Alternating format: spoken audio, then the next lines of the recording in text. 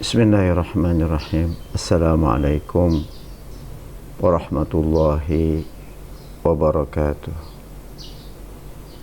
Alhamdulillah alladzi hadana lihaza wa ma kunna linahtadiya laula an hadana Allah.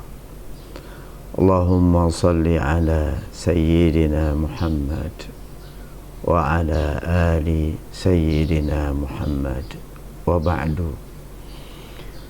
Saudara-saudaraku yang dirahmati Allah, kita lanjutkan mengaji kita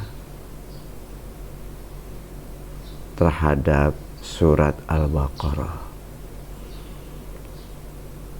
Pada waktu yang lalu kita sudah sampai surat Al-Baqarah ayat 33 dan kita lanjutkan sekarang ke ayat berikutnya, yaitu ayat 34 dan seterusnya. Ayat 34 ini berbunyi, A'udzubillahi minasyaitonirrajim. Bismillahirrahmanirrahim. Wa iz qulna lil malaikati isjudu li Adama fasajadu illa iblis aba wastakbara wa kana minal kafirin, dan seterusnya. Ayat ini artinya wa iz qulna lil malaikati, dan ingatlah ketika kami katakan, Allah katakan kepada malaikat-malaikat, usjudu li Adama, bersujudlah kepada Adam. Maksudnya sujud penghormatan atau sujud tahiyah, ta'zim, bukan sujud ibadah. Usjudu li Adam, bersujudlah kepada Adam, hormatlah kepada Adam. Fasajadu illa iblis, maka malaikat-malaikat itu bersujud menghormat illa iblis, kecuali iblis. Aba wastakbara, dia enggan, dia menolak dan menyombongkan diri. Wa kana minal kafirin, dan iblis itu termasuk ke dalam golongan mereka yang kafir. Saudara-saudaraku, dari ayat 34 ini ada beberapa pelajaran yang bisa kita ambil. Yang pertama, bahwa ketika Allah Subhanahu wa ta'ala memerintahkan kepada malaikat-malaikat untuk bersujud, sujud hormat kepada Adam, maka perintah Allah itu langsung direspon positif oleh para malaikat. Fasajadu, maka malaikat-malaikat itu bersujud. Ini keteladanan yang diberikan oleh para malaikat. Mereka itu ketika mendapatkan perintah Allah Subhanahu wa ta'ala, maka mereka segera melaksanakan perintah itu. Maka mulialah malaikat itu. Pelajaran yang bisa kita petik adalah ketika kita langsung merespon perintah Allah seperti yang dilakukan oleh malaikat-malaikat. Mereka bersujud hormat kepada Adam. Mereka langsung melaksanakan perintah-perintah Allah. Maka mulialah para malaikat-malaikat itu. Begitu juga dengan kita. Kita akan menjadi mulia ketika kita langsung merespon perintah Allah Subhanahu wa ta'ala. Tidak perlu kita mempertanyakan alasan perintah Allah itu, karena Allah yang maha tahu, yang maha bijaksana. Respon kita adalah tunduk patuh atas perintah Allah Subhanahu wa ta'ala. Pelajaran yang kedua yang bisa kita ambil adalah dari ungkapan illa iblis, kecuali iblis. Iblis tidak mau bersujud hormat kepada Adam. Aba wastakbara, dia enggan. Iblis itu gak mau. Wastakbara, dan dia menyombongkan diri, membangkang untuk melaksanakan perintah Allah. Jangan sampai kita berperilaku seperti iblis yang enggan melaksanakan perintah Allah, membangkang atas perintah Allah Subhanahu wa ta'ala. Karena pembangkangannya, karena enggannya dia, tidak maunya dia melaksanakan perintah Allah untuk bersujud hormat kepada Adam, maka digolongkanlah iblis yang membangkang itu ke dalam golongan mereka yang kafir. Wa kana minal kafirin. Dan iblis itu termasuk ke dalam golongan yang kafir. Dia digolongkan ke dalam golongan yang kafir karena pilihannya yang aba wastakbara, gak mau dan menyombongkan diri. Nah, ini yang oleh sebagian disebut kufur iba, kufur membangkang.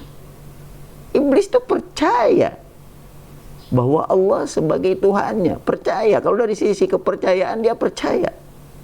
Tapi kesalahan fatalnya adalah kufur iba, kufur membangkang atas perintah Allah Subhanahu wa ta'ala.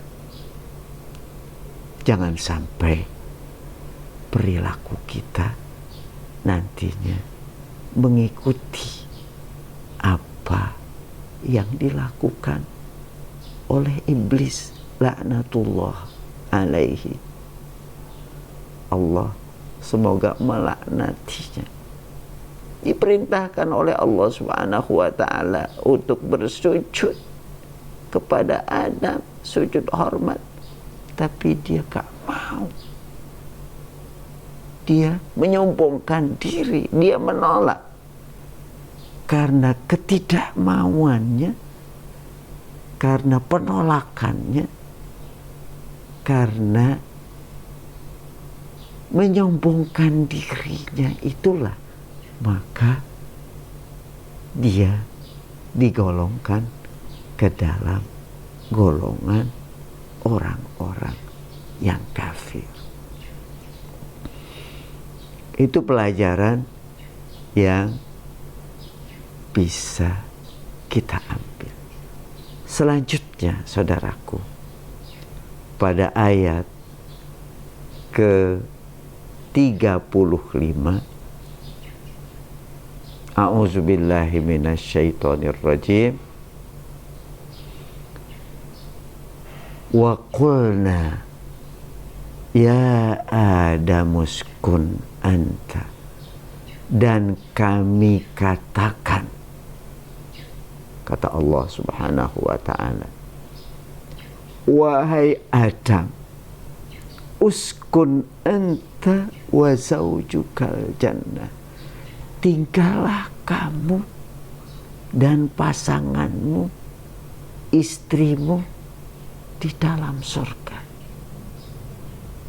Wa kula minha ragadan, dan makanlah kalian berdua dari surga itu ragadan, dengan sepuasnya, dengan sesukanya, haitsu syi'tuma, menurut kehendak kalian berdua, Adam dan Hawa.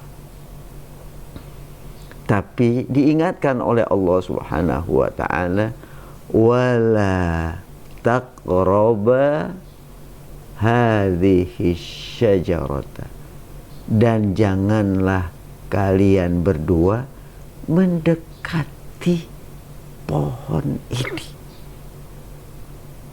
Ada larangan Allah Subhanahu wa ta'ala untuk tidak mendekati pohon tertentu.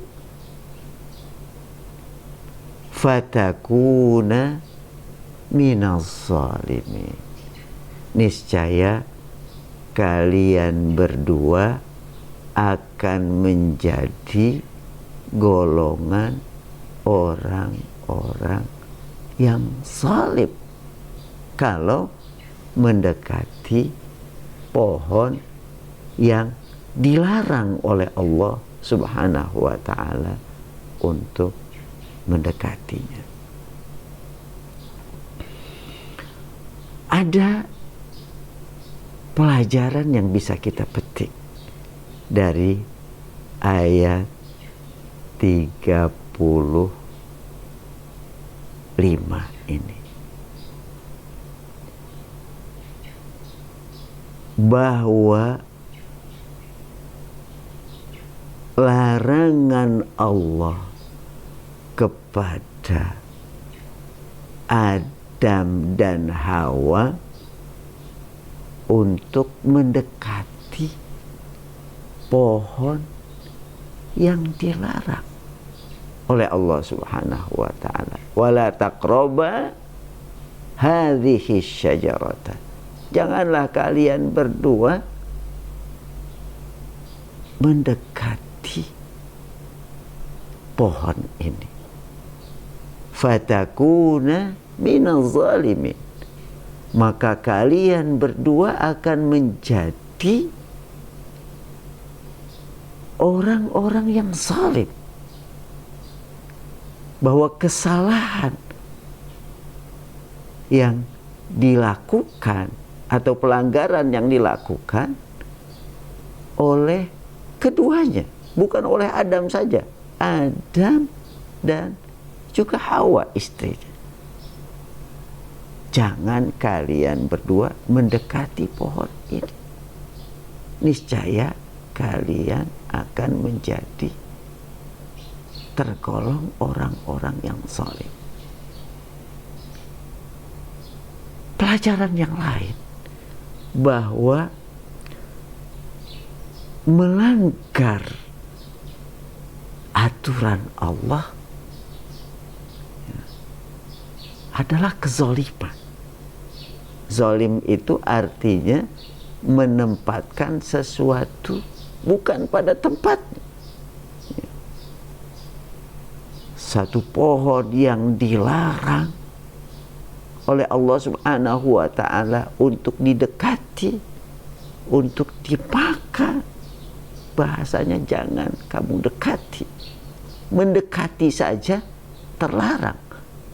Apalagi kemudian memetiknya, memakan buahnya.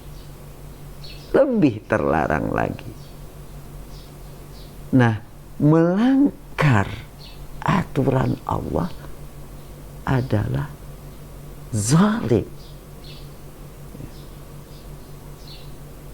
Maka jangan kamu dekati pohon itu. Niscaya kalau kamu dekati, kamu langgar larangan Allah Subhanahu wa taala itu, maka jadilah kamu termasuk orang-orang yang zalim.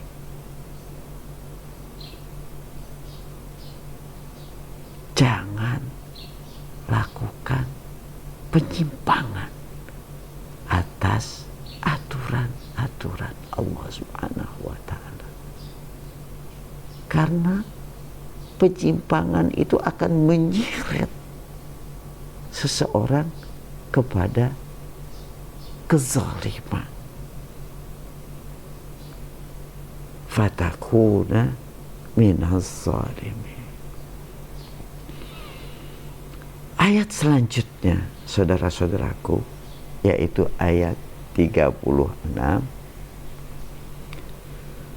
Fa'azallahuma syaitanu anha. Maka setan menggelincirkan keduanya, memperdaya Adam dan Hawa, menipu Adam dan Hawa, menggelincirkan keduanya dari sorga itu. Fa'azallahuma syaitanu anha. Maka setan itu menggelincirkan keduanya, yaitu Adam dan Hawa, dari sorga itu. Fa'akhrajahuma. Maka setan itu mengeluarkan keduanya, mengeluarkan Adam dan Hawa mimma kana fihi, dari tempatnya semula, yaitu dari sorga yang mereka tempati. Begitu setan yang berusaha membujuk, merayu manusia,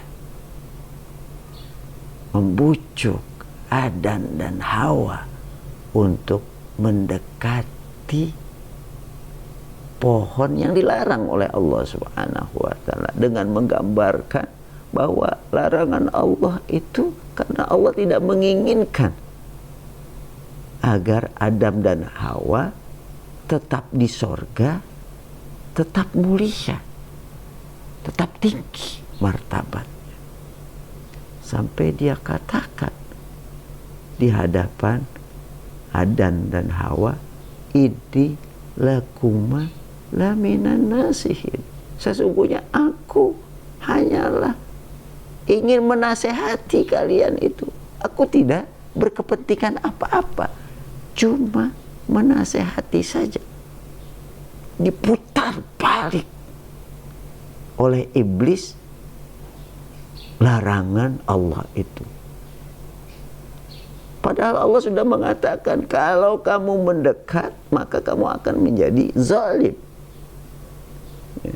Tapi mereka katakan Allah tidak melarang kalian dari pohon ini illa an takuna malakain, kecuali kalian akan naik pangkat menjadi malaikat.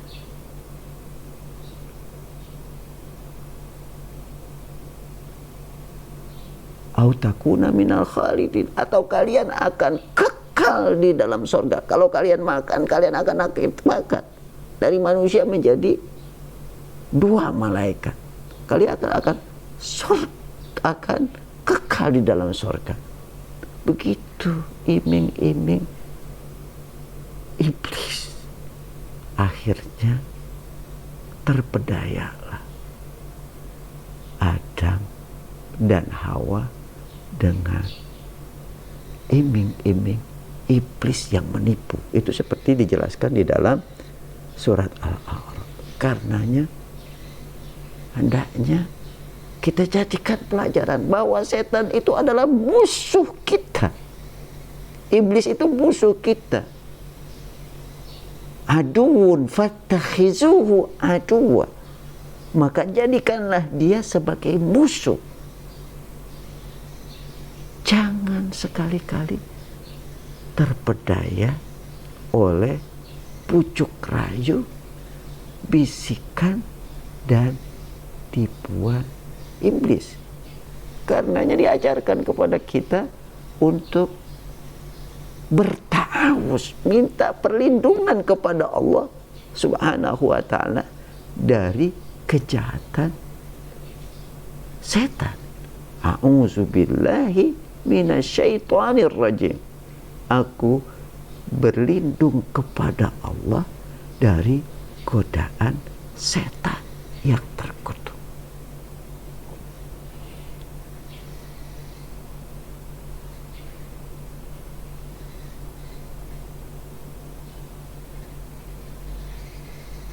Wa qulna bitu ba'dukum li ba'din adu.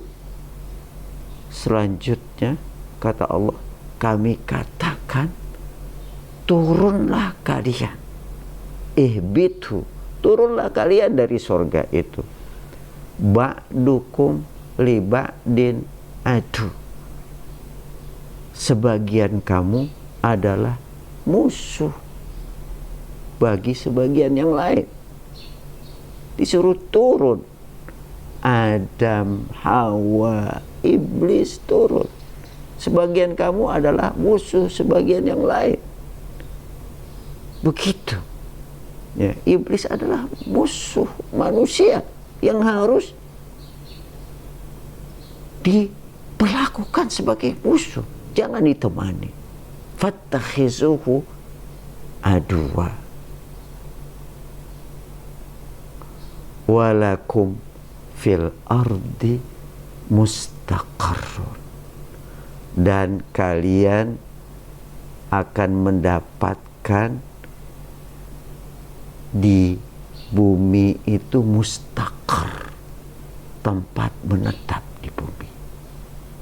Wa mata'un ilahi, dan kesenangan sampai batas waktu yang ditentukan. Begitulah pelajaran yang kita bisa petik, karena pelanggaran yang dilakukan oleh Adam dan Hawa yang mengikuti bisikan iblis. Karena pelanggaran yang dilakukan oleh iblis dengan menipu Adam dan Hawa, maka Allah Subhanahu wa ta'ala perintahkan untuk turun kepada mereka dari surga itu. Jadi satu pelajaran bahwa pelanggaran itu apabila dilakukan oleh manusia itu akan menurunkan martabat manusia. Tadinya mulia, dengan pelanggaran itu maka manusia itu akan turun derajatnya, akan hina dia.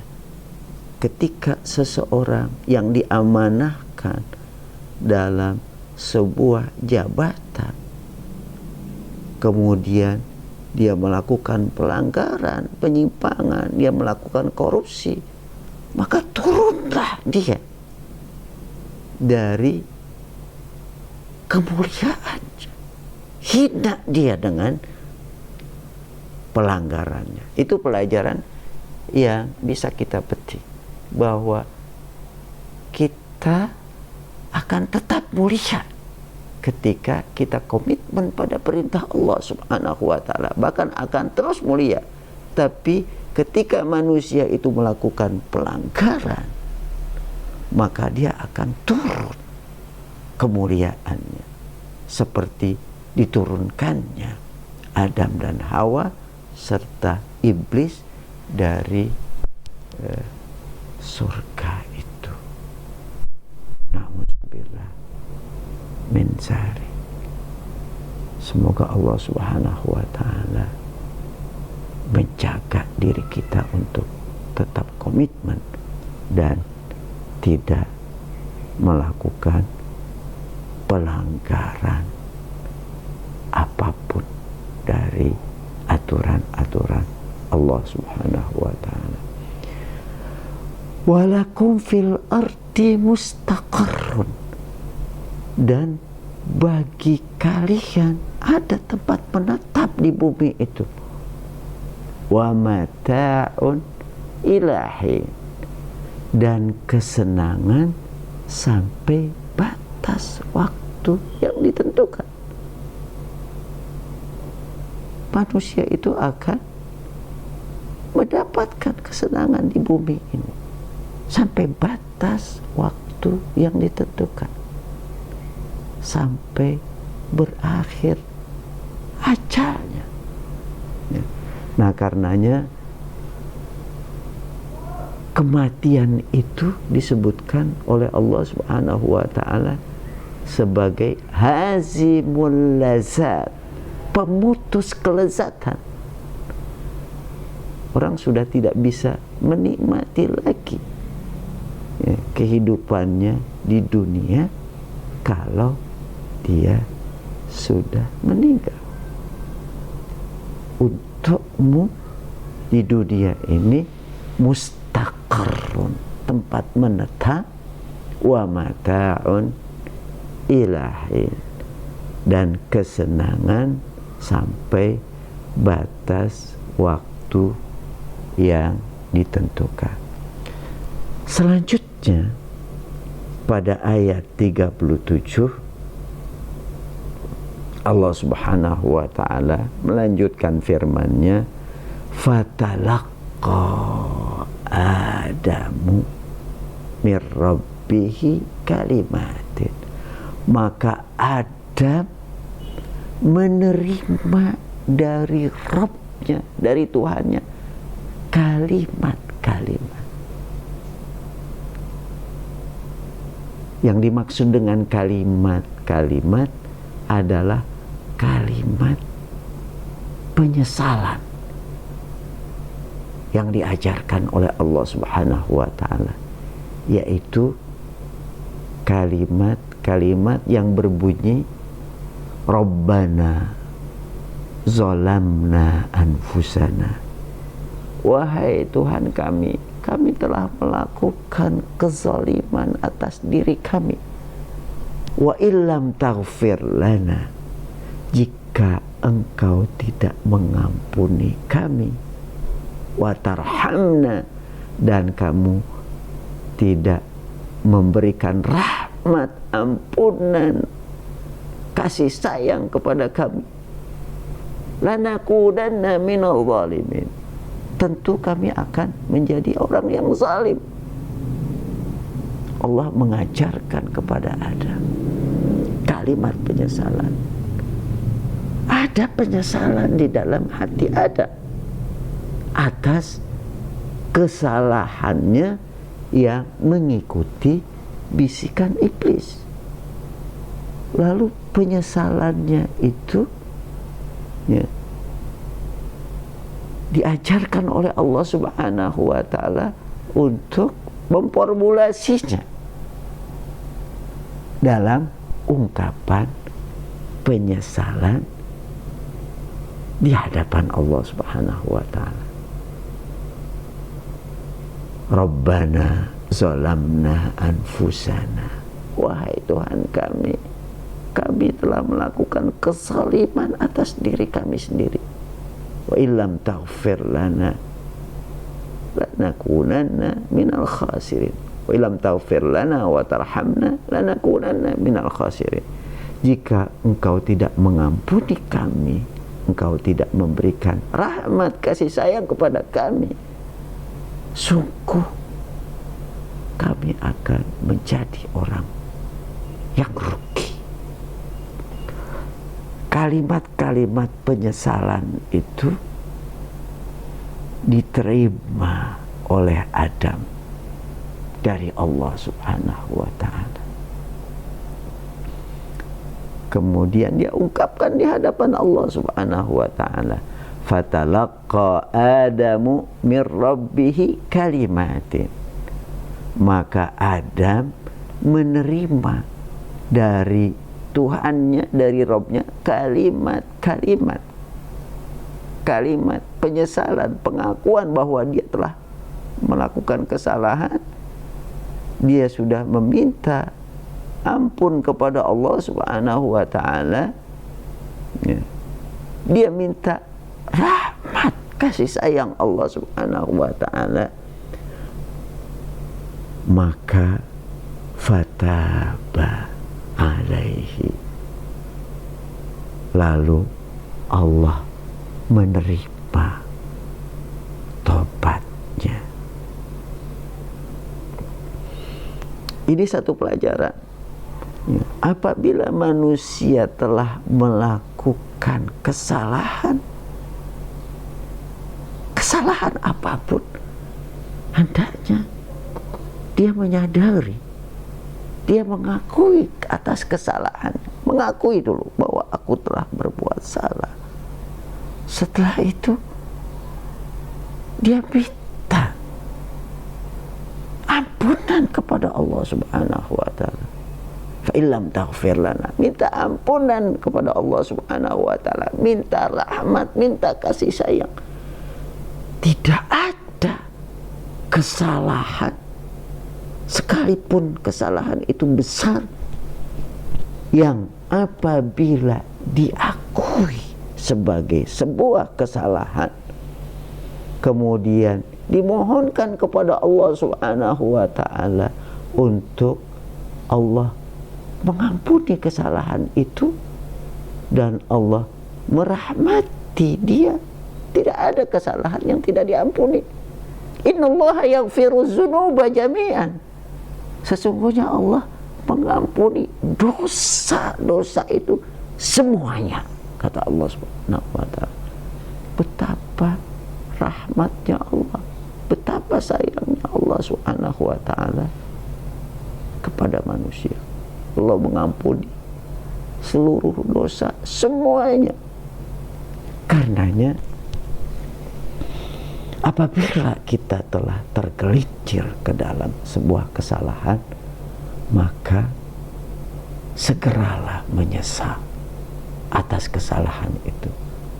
Segeralah beristighfar, meminta ampun kepada Allah atas kesalahan itu.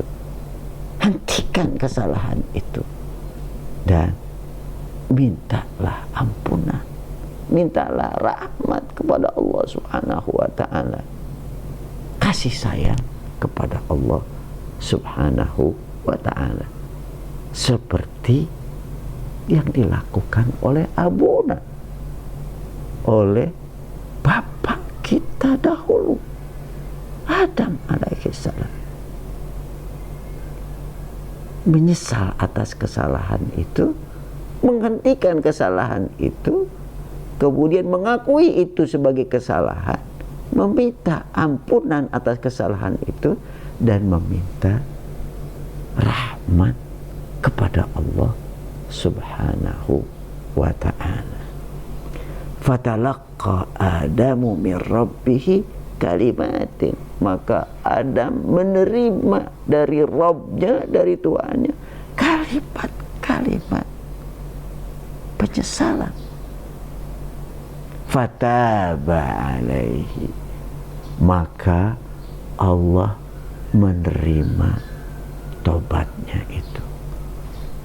Innahu huwat tawwabur rahim, sesungguhnya Allah, dia adalah Tawwab, Maha menerima tobat, Maha mengampuni kesalahan-kesalahan hambanya.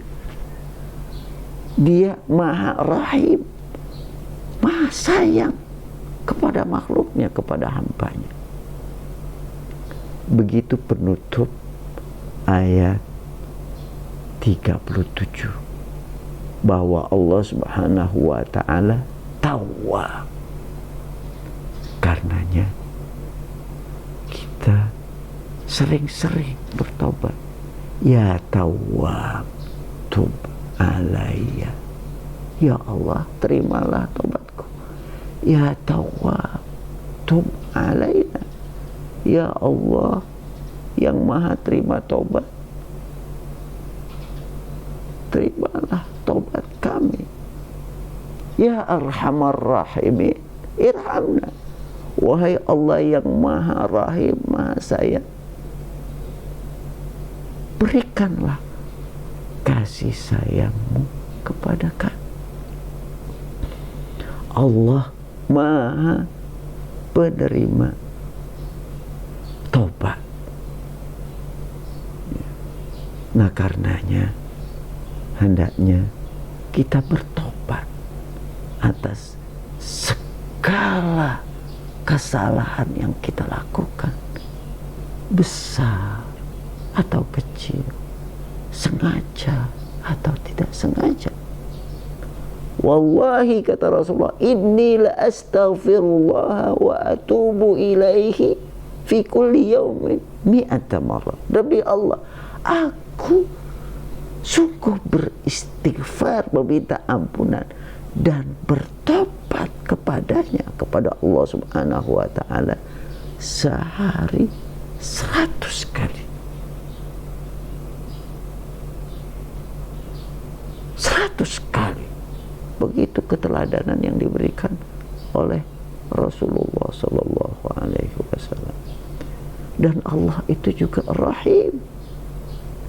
Karenanya kita diajarkan oleh Allah Subhanahu wa ta'ala untuk berdoa, meminta kepada Allah dengan menyebutkan nama-namanya yang indah.